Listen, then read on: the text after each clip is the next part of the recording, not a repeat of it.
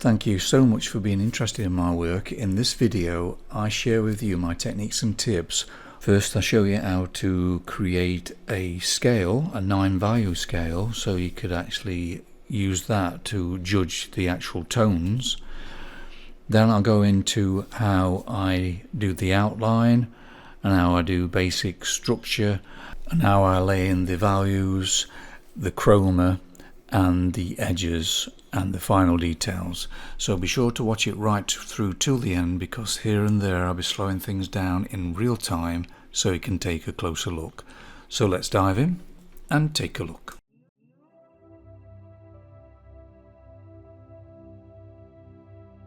The surface I'm using for this tutorial is Strathmore Tone Tan, and it's 400 series.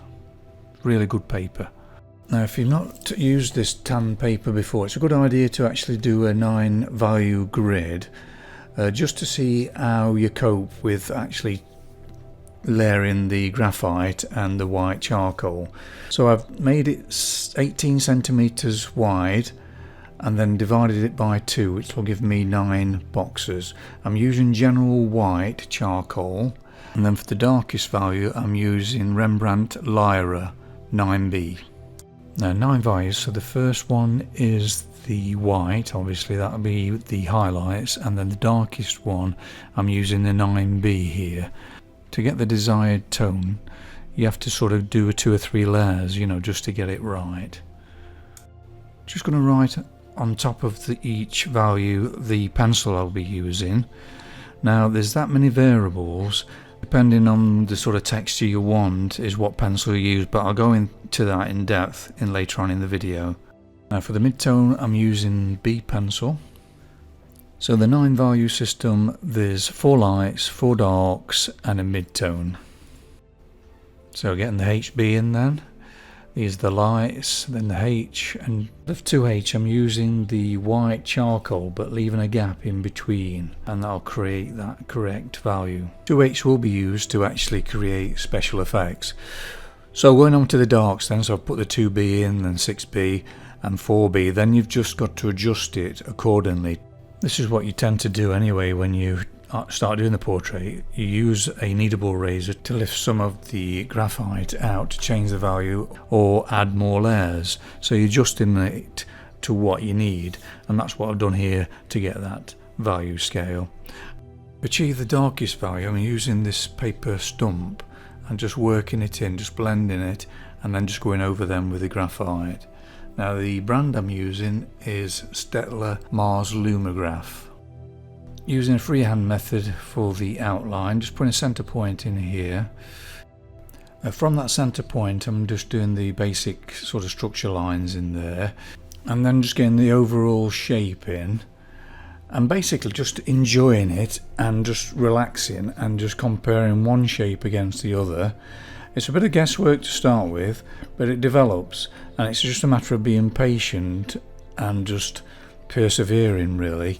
Now I'm using a kneadable eraser to actually help shape the marks, so I'm rubbing them out then just putting them in with a finer line, and just sort of really just having fun with it. Now I'm running through this quite quickly, but if you want more in-depth look at how I do my outline, I've got quite a few videos in my channel now. Some are real time as well. Here's a couple of examples I'm showing on screen now. You'll find a link in the description below, so if you're interested please take a look after you've watched the video. Now I'm using my pencil on a vertical plane to find the shapes and where they're located, and also on the horizontal plane as well, and that's where I find how to locate these points. But it's just a case of comparing one shape after another, and it's all relative from that center point. And with this area of the portrait is the same as the reference, I've got the edges I could use as well to find the shapes. So it's almost like one big square of a grid, but you've got a lot of information in that sort of area. Always like to put the highlights in the eyes as well, because it helps me to get the feel of it, just to make sure everything feels correct before I start working on the next stage, which is adding the tones. Now the lightest lights are quite awkward to do with this method, with the tan shining through. You've just got to play about with it, and it's varying the pressure. And also I use the 2H eventually. I'll show you how I'll do that later, to get a shimmery look. So I'll put the white down, then a little bit of 2H just to create a slight tone. But here I'm just putting the white in first, the highlights. And this is where it's quite difficult to do one of those actual 9-value scales, because it's so varied in what you do to try and create that texture. So what I tend to do here, I'm using lighter pencils to start with, like a B, and then move up into sort of 6B and 9B, but I don't go straight in there with a 9B. Reason being, it's easier to erase than if it's a lighter pencil you're using. But if you go straight in there with heavy pencils, and if you need to move it around, it's a little bit difficult. Now for this area I'm using the H pencils, so probably 2H, H, HB in some areas. Now tip is to squint your eyes to see the values. So I'm squinting my eyes and trying to work out how much pressure I'm going to put on these pencils and what sort of grade to use, either HB, H or 2H. So you just got to play with it really and see what works. If you enjoy this video, why not subscribe? It's absolutely free, and then you're sure not to miss any of my future videos. Just slowing it down to real time now, so you can see how I use this kneadable eraser, making it into a little bit of a point, and then just lifting off the graphite, because it was a bit too grainy with them B pencils. So what I've done is lifted it off, and then I'm going over now with like a 2H or H, which will create a nice soft but darker sort of feel to it. And this is what I meant about having too many variables. You know, it's getting that sort of feel right, but you can create these tones so many different ways. But it's good to do that value scale just to get an idea how the pencil works with the tan colour, but don't let it be set in stone about each value being a specific pencil. So I'm working on just one area just to get that overall feel, and then once I've got the overall feel I'll move on to the rest of the portrait. Now this is a great tool to have. It's a mono-zero eraser. You can get a really sharp sort of clean rubbing out with that, so well worth getting one in your kit. Just like to take this opportunity to thank all my patrons for their wonderful support every month. I can't thank you enough. It really means a lot to me. If you're considering joining me on Patreon and would like the benefit of longer, slower and more in-depth videos, please check out the link in the description below for more details. All the new videos I'm putting on Patreon now are all in real-time audio, real-time video, so you get a real feel for what I'm doing moment by moment. Now, one of the most important factors of my technique is to focus on open the heart, letting that open heart energy go into the reference image, and you'll find that the energy from the reference image sort of magnifies and you feel it go into you and then out to your hands. So basically what it is just letting go of the mind, and the mind tries to control and it tries to sort of focus too much on detail and you get sort of tunnel vision. But if you just open your heart, you'll find that all these marks and these subtleties just happen by themselves. It's amazing how it feels. The more you let go, the more it just seems to happen. So I really recommend sort of taking that approach. If you're enjoying this video, why not give it a like and share it with your friends? It would mean so much to me, because this would help the channel to grow. Slowing it down to real time now, so you can see how I'm using this kneadable eraser again, just to subtle the shadow areas up. It's really good for that, because they tend to be a bit grainy, the shadow areas, but just using that Faber-Castell kneadable eraser just makes all the difference. And then just go over them with a lighter pencil, and then it makes all the difference. It just fills in that grain and it creates subtle edges. Now this part here just shows you how I'm using the lighter pencil, maybe a HB or H first, just to get the idea of the shape and everything in there, and then build up those shadows then once you're happy with the position of it, and then get the correct value.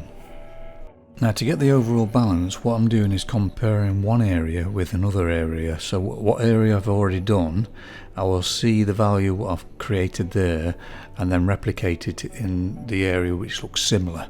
So you're sort of forever going from one place to another, darkening here, darkening there. So, and then you get the overall balance then.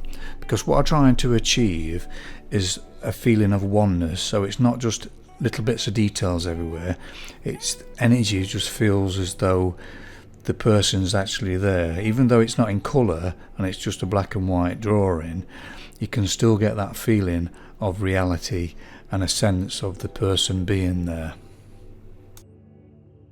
Now I'm just blocking in here with a 4B and then going over with a paper stump to get rid of that grain, and then just keep repeating over, so it's layer after layer after layer and building up.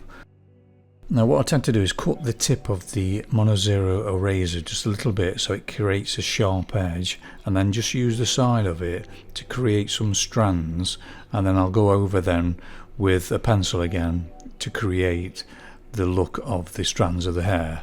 And that's how I build it up. So slowly but surely, lighter to start with, and then build up the darkness as you go. Now I'm using a mahl stick to lean on rather than using glassine paper. Great about using a mahl stick is that you can still see your portrait as you're going along. You're not covering it up, so you're still getting that feeling of oneness while you're working. Now I'm going over with the 9B now, the Lara pencil, just filling it in layer after layer, just build it up and just take your time, and not too much pressure, just light pressure, but just keep building up those layers. Now I always pay a lot of attention to the actual hairline where it meets the flesh tone and the hair. It can be awkward to do if you're not careful. It can make it look like a wig if you're not careful, so it's got to be sort of very subtly done, and just making sure they get their values right. That's the most important thing, is getting the values, the subtleties. But there's some areas that you've got to look at as well, what glow more. Even though it's black and white, they tend to sort of glow a little bit, so you have to play about with your H pencils. Sometimes you have to put the white down, then put a 2H over the top to just create that shimmery look in places. But just making sure that you've got all these values and comparing one with the other, and that seems to do the trick. On with the clothes then. So where the metal parts are on the sort of buttle there, I've put white down so it creates a metally feel, and then just use the 2H again over the white, and it creates a different feel to the other areas. So it creates like a smoothness to it, and it looks like metal. So you have to play about with different combinations of pencils and the white, and this only comes with practice, and then you'll find a way of achieving these sort of subtle different textures. If you would like to know more about my colour work, in particular how I create shadows using complementary colours, I have this free class for you. The link is in the description below. You're welcome to it. It's really interesting how you can use the complementary colours to create natural shadows. So it's there for you if you wish to have it.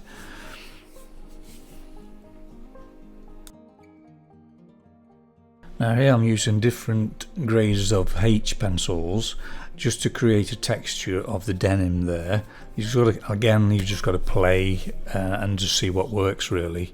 That's what's great about it, it's just fun. And this particular part of the drawing, I'm leaving it very loose and very sort of arty, and just blend into the background. I think they look quite interesting, they look like they're half finished in places, but it creates interest rather than just being all detailed drawing. So that's what I tend to do with these type of drawings, just let them sort of melt into the background.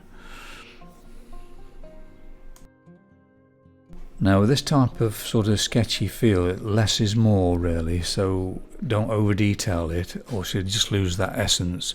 It's just a case of a suggestion here and there, and what you saw me do there is just rub over with the kneadable eraser just to soften everything.